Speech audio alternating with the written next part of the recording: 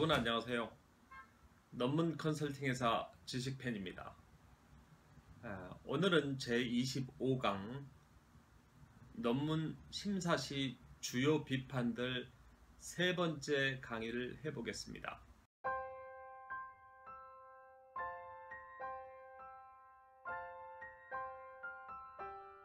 네, 지금 화면에 보시는 바와 같이 A가 화살표가 시작이 돼서 B로 움직이는 모형 그림을 보실 수 있겠습니다. 이 개념은 화살표 시작점이 원인 변수, 독립 변수라고 하죠. 원인 변수이고 화살표가 끝나는 B 지점, 화살표 B까지 이어졌죠.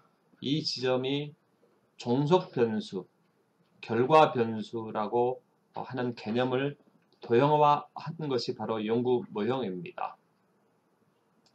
그런데 인과관계에서는 반드시 세 가지 조건이 매우 중요합니다. 그래서 이것이 논리적으로, 상식적으로 이 세 가지 조건을 갖추지 않을 경우에 연구 모형으로서 부적절하다는 비판에 직면하게 되실 것입니다. 가장 중요하게 첫 번째 A가 먼저 B보다 시간적으로 선행해야 되는 건 뭐 다 아실 거고요.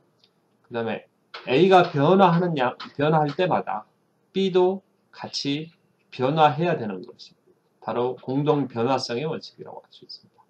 세 번째는 제3의 허위적인 변수가 없는 관계, 순수하게 A와 B가 영향을 주는 관계여야 되는 이런 것이 중요한 원칙입니다. 이 세 가지 중에 어느 하나라도 어긋나는 연구 모형을 만드신 경우 비판에 직면하셔서 문제를 일으킬 수 있겠습니다. 자, 그러면 지난 시간에 예를 들었던 인과적 오류 사례를 한 가지를 좀 들어보겠는데요.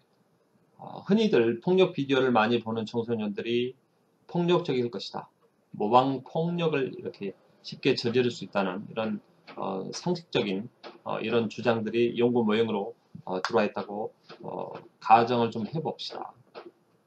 그러나 폭력 비디오를 많이 본 청소년들이 폭력성을 갖게 될 것이라는 이 가정, 이 가설. 그러나 지금 이렇게 제가 화면에 보여주시는 것처럼 폭력성 있는 아이들이 폭력 비디오를 먼저 더 보려고 하는, 시청하려고 하는 경향이 있을 가능성에 대해서 여러분 어떻게 생각하십니까? 다시 말해서 첫 번째 인과적 조건인 시간 선행성 측면에서 이거 상당히 의심해 볼 만한 이런 변수들이기 때문에 화살표를 함부로 왼쪽에서 오른쪽으로 그을 수도 없고 또 오른쪽에서 왼쪽으로 이렇게 긋는 것도 문제가 된다고 할 수 있겠습니다. 그러나 다만 그 공동 변화성, 폭력 비디오를 많이 보는 것과 그다음 폭력적인 성향 간에는 데이터상으로 모아보면 실제로 큰 문제 없이 이렇게 둘이 그 비례 관계에 가는 것처럼 이렇게 보일 수 있습니다. 그래서 두 번째 조건은 뭐 부합한다고 보실 수 있겠고요.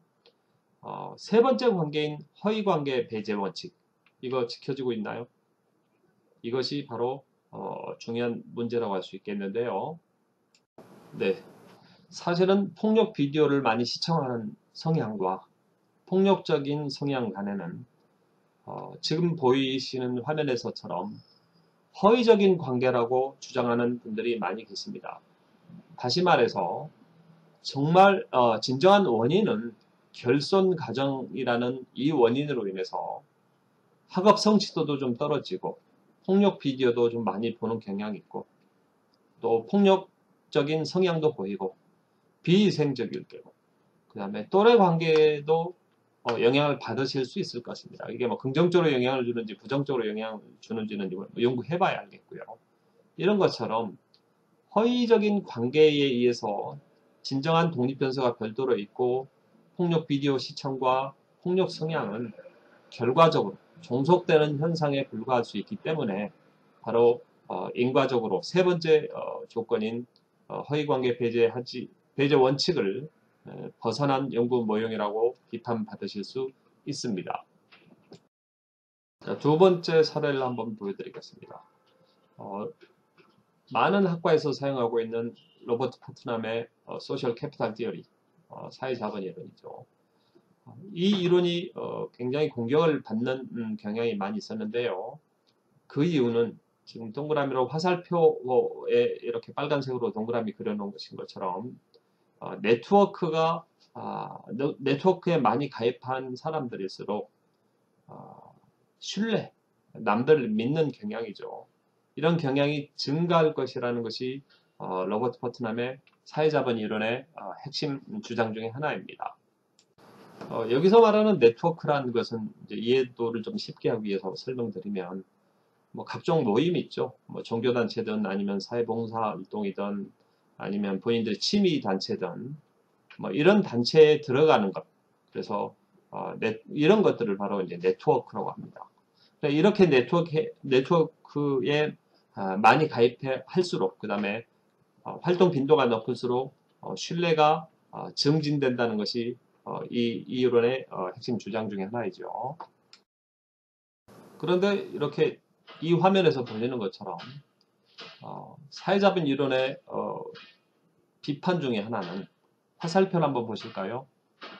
빨간색 동그라미 안에 있는 화살표가 네트워크에서 신뢰로 가는 것이 아니고 신뢰에서 네트워크로 도착되어 있는 것이죠. 이 얘기는 무슨 얘기인가 하니 신뢰 자체가 높은 사람일수록 다른 네트워크에 활동하려고 하는 이런 경향이 있을 수 있다. 이런 주장이죠. 다시 말해서 네트워크 때문에 신뢰가 생성되는 것이 아니고 신뢰가 높기 때문에 네트워크에 가입할 수 있다는 것입니다. 특히 뭐 남들에 대한 불신이 굉장히 강한 사람들이 있을 거 아니겠습니까? 이런 사람들이 그런 불신 때문에 네트워크에 가입해서 스스럼 없이 활동하거나 이럴 경향이 논리적으로 보면 적겠죠. 바로 이런 점 때문에 이 둘과의 관계, 네트워크와 신뢰와의 관계는 쌍방향의 관계일 가능성에 대해서 의심하는 학자들이 있는 것입니다. 네, 화면에서 보시는 것처럼 네트워크가 신뢰에 영향을 줄 수도 있고 또 신뢰가 네트워크 활동에 영향을 줄 수 있다는 쌍방향, 어느 한 방향, 한 변수에서 다른 변수로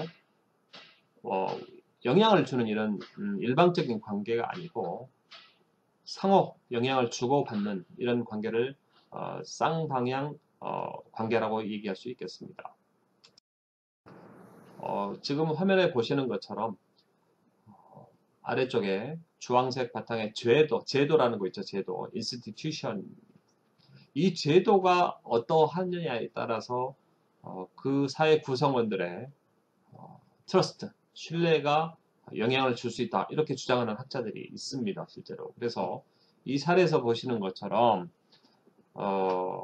적어도 우리가 상식과 논리 속에서 어떤 화살표가 연구 모형으로 그려지기 위해서는 시간 선행성, 그 다음에 공동 변화성, 허위관계 배제라는 이 세 가지 원칙이 엄격하게 고민되고 논의된 상태에서 연구 모형이 작성되지 않으면 이건 뭐 석사 논문, 박사 논문 당연한 것이고요. 이 연구로서의 가치를 인정받을 수 없는 상황이 될 것입니다. 예, 강의 어떠셨는지요? 오늘은 제25강으로서 논문 심사 시 주요 비판들 세 번째 시간으로서 연구 모형의 문제점들을 간단하게 짚어봤습니다. 다음 시간에 제26강 계속 이어가겠습니다. 감사합니다.